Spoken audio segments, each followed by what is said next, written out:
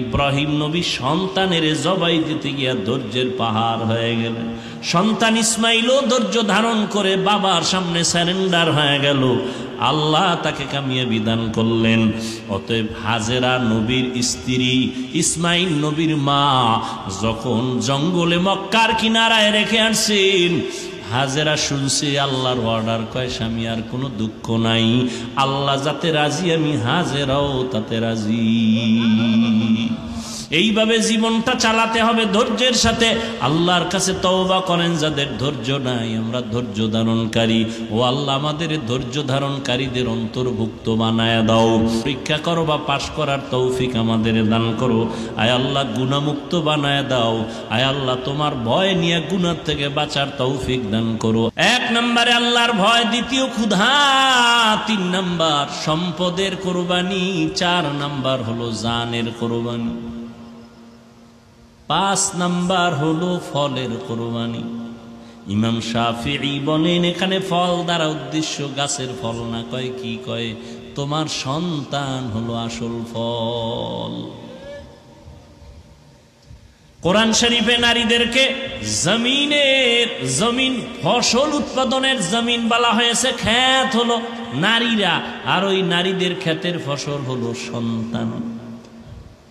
আল্লাহ বলেন আমি সন্তান দিয়া পরীক্ষা নিব, ইন্নামা আমওয়ালুকুম ওয়া আওলাদুকুম ফিতনা। সন্তান দিয়া নিয়ে যাবেন, এটা তোমার জন্য বড় পরীক্ষা। সাহাবী যুদ্ধ করে বাড়ি আসবেন, ঘরের মধ্যে স্ত্রী আর একটা বাচ্চা, আর কেউ নাই। সাহাবী যুদ্ধ করলেন, গাজী হইয়া বাড়ি আসছেন, আসার আগে বাচ্চা সন্তান মরিয়া গেছে।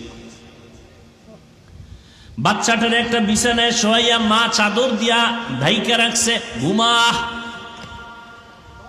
স্বামী বেচারা ঘরে আসছেন, সাহাবী আসার পরে মুখের হাসি মুখে কথা বইলা ভেতরে নিয়ে আসলেন, খানা দিলেন।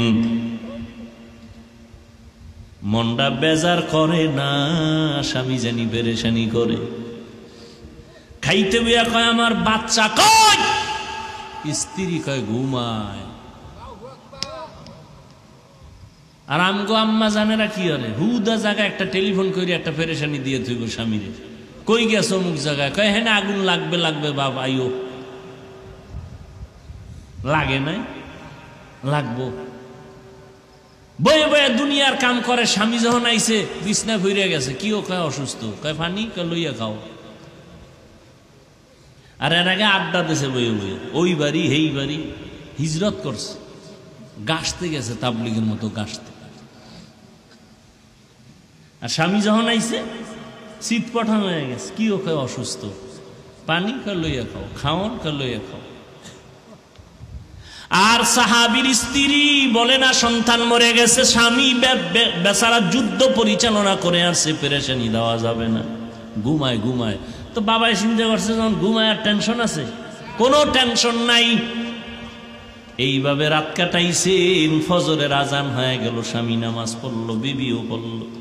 নামাজের পর স্ত্রী ডাক দিয়ে কয় স্বামী মনটা ভালো নি, কয় ভালো, একটা কথা বলবো, শুনবেন নি? শুনবো। মনে কষ্ট নিবেন নি? নিব না। বলে কেউ যদি আপনার কাছে কোনো জিনিস আমানত রাখে, রাখবেন নি? বলে রাখবো। টাইম মতো চাইলে দিবেন নি? কয় দিব। কয় দিতে গিয়া মনে কষ্ট পাবেন নি? কয় পাবো না। স্ত্রী ডাক দিয়ে কয় স্বামী আমার, আল্লাহর দেওয়া সন্তান আমাদের কাছে ছিল আমানত, গতকাল আমার সন্তান আল্লাহ নিয়ে নেছেন, আল্লাহর সন্তান আল্লাহ নিয়ে নিছেন। এই কথাটা বলতে না বলতে স্বামী একটা চিৎকার দিয়া বেহুশ হয়ে পড়ে গেল। হুশে আসার পরে বলে ও বিবি, আল্লাহ সন্তান দিছেন, নিয়ে গেছেন, এ নিয়ে আমার কোনো প্রশ্ন নাই, দুঃখ নাই, কিন্তু আমি আশ্চর্য হয়ে গেলাম, তুমি একটা নারী হইয়া এই পরিমাণ ধৈর্য ধারণ কেমনে করেছো? আমার নিশ্চিত হয়ে গেছে, আমি নিশ্চিন্ত হয়ে গেলাম, নিশ্চিত জেনে ফেলেছি কোরআনের আইন অনুযায়ী তুমি সাবিরিনদের কাতারে আসছো, বিনা হিসাবে জান্নাত পাবা। আমারে ওয়াদা দেও, আমারে নিয়ে যাইবানি। কেমন বিবি পাইলা, কেমন বিবি স্বামী পাইলা, কেমন সন্তান? নিমক হারাম কপাল পরারে কেমনে বুঝাই? স্বামী আর স্ত্রী দুইজন ছাড়া আর কেউ নাই, নতুন বিয়া, দুইজন আর খাওন কোন রকম চলে, এক রুম চলে, বুঝেন? যখনই আল্লাহ একটা সন্তান দিছে, রিজিকের বরকত বেড়ে গেছে। কি রিজিকের বরকত বেড়ে গেল, সন্তান আর একটা হইছে, রিজিক আরো। বুঝেন বুঝেন, দুইজন ছিলেন তখন টান টান ছিল না খাওয়ান দাও, সন্তান একটা বাড়ছে, টান বাজছে, আরো বরং শুরু হয়ে গেছে খাওয়ান, ঠিক না? বরকত বাড়ছে, সন্তান আরো বাড়ছে, আরো বরকত শুরু। কি আল্লাহ পাকের আইন, লা তাকতুলু আওলাদাকুম খাশিয়াতা ইমলা নাহনু নারযুকুহুম ওয়া ইয়াকুম। এই সন্তানের বাবারা, সন্তানকে হত্যা করিও না রিজিকের ভয়, কারণ আমি ওদের রিজিক দেই, তারপরে তোমাগো দেই। ওদের দেই তারপরে তোমাকে দেই, তোমরা ওদের কারণে খাও, তুমগো কারণে ও খায় না। এই মেজবান, মেজবান তো বুঝেন, মেহমান দেখা মনে কষ্ট নিবি না, মেহমান তোরটা খায় না, ওর কপালে যেটা বরাদ্দ ওইটা খায়। ধৈর্য না থাকলে কোনোদিন পাশ করা যাবে না। ইবাদতের বেলায় ধৈর্য, মুসিবতের বেলায় ধৈর্য, গুনাহের বেলায় ধৈর্য তৈরি হয়ে যাও।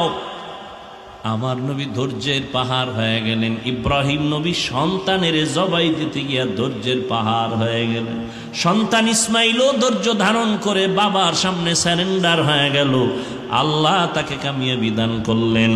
অতএব হাজেরা নবীর স্ত্রী, ইসমাইল নবীর মা যখন জঙ্গলে মক্কার কিনারায় রেখে আসছেন, হাজেরা শুনছে আল্লাহর অর্ডার, কয় স্বামী আর কোনো দুঃখ নাই, আল্লাহ যাতে রাজি আমি হাজেরাও তাতে রাজি। এইভাবে জীবনটা চালাতে হবে ধৈর্যের সাথে। আল্লাহর কাছে তওবা করেন, যাদের ধৈর্য নাই, আমরা ধৈর্য ধারণকারী।